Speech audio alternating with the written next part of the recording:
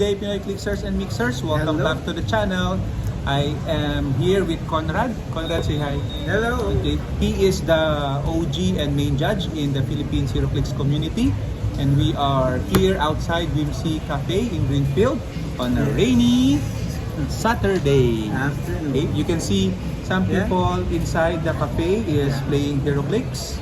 And hi guys. Okay, so I'm part of the tournament, but I was by win for this round. So with nothing else to do, I'm going to unbox. I'm sorry. We are going to unbox two figures: the DCeased Darkseid and the DCeased Catwoman.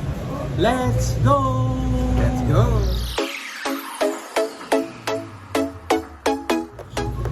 Okay. Okay. So where do we start, Mr. So Jasper? we're going to start with Catwoman, Conrad. Okay, and then we'll try to think of tactics for the figures. So how do I open this?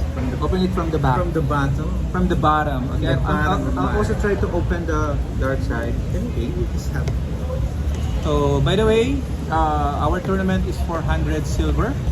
The Okay. usual silver The format. usual silver format. The new silver format, I'm gonna put in this video my team, my very interesting team that lost the first round. Okay. And I'm going to also make a separate video about that. You couldn't have won if you tried. Yeah, I could have won if I did not lose. I would have won. Sadly. It was the best and the worst. Yeah, it was. For now, Yeah. How do you like my team, Conrad? I wouldn't want to say it. In public. I didn't like it, but you like it, so we Oh, really? You didn't like it? Okay, I will open my dark side. And open it. It's so hard to open this. You know? It's okay. You don't have to be Too many scotch tape. gentle. Okay. Dark side is this big guy. Humongous, huh? Humongous. Just like my pet duck. I thought you had a pet turtle. And ano na? This. Okay. And this is the DCeased Catwoman. Catwoman. Too small. You didn't know this. Side by side. See? Okay. You can't even know Ayan. this. So, we're just gonna show the cards. You can pause the video if you want to. Yeah, look at that. Okay, back of the card. Okay, and then I'm gonna explain Darkseid. May ano pa?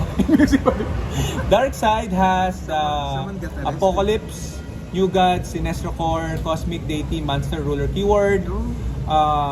Has the trait DCeased. When you first KO him, go to click number 9, and then he only takes 1 damage at the end of the turn. 1 damage also. Pretty strong. Another trait, Doom Tube, once per game, facing teleport as free. When Darkseid uses it, Passenger 2, and after resolutions, deal each adjacent opposing character 1 damage. Okay, and special damage power, everything fears the end of life, perplex, but only to negatively modify combat values. When Darkseid uses it, he may target all opposing characters within range and line of fire, choosing the same combat values for all targets, 150 or 90 points. Pretty decent. Huh? Pretty decent. I plan to use it as a pilot for Sleipnir because this is a deity. Okay. What about you? I cannot read. Explain it. Okay. Catwoman, okay, show the figure. Catwoman, Apocalypse, Batman Family, Birds of Prey, Gotham City Underworld, Martial Artist, Monster, Batman Family and Batman Frenemy, Team Ability. This is straight. Special movement power, Zombie, Birds of Prey, It's a zombie Flurry, bird. Charge but don't have speed. Oh, that's 5 lang. When Catwoman hits, hit characters can use Earthbound neutralize this game. Special attack power, Whip It, Precision Strike, Giant Switch 3. When Catwoman hits, after resolutions, hit characters drop any health terrain markers and unequip any equipment. And special damage power, the end of the world makes for strange allies, perplex, shape change. Friendly characters with the Batman team ability has the Batman Frenemy team ability. Whip it without a whip. Nah? Yeah, whip it without the whip. I can't find the Okay. whip. Improve movement, characters, and elevation. So what do you guys, what do you think, Conrad? Is this worth it? 75 or 60 points? Well, yeah, I guess. It looks pretty decent too. You always guess. I don't want to. This I haven't one. tried it yet. Yeah, I like it. This one, okay. And look at this. So- look at the figure itself. Yeah, okay. So this is Daddy Darkseid Oh. being imposing.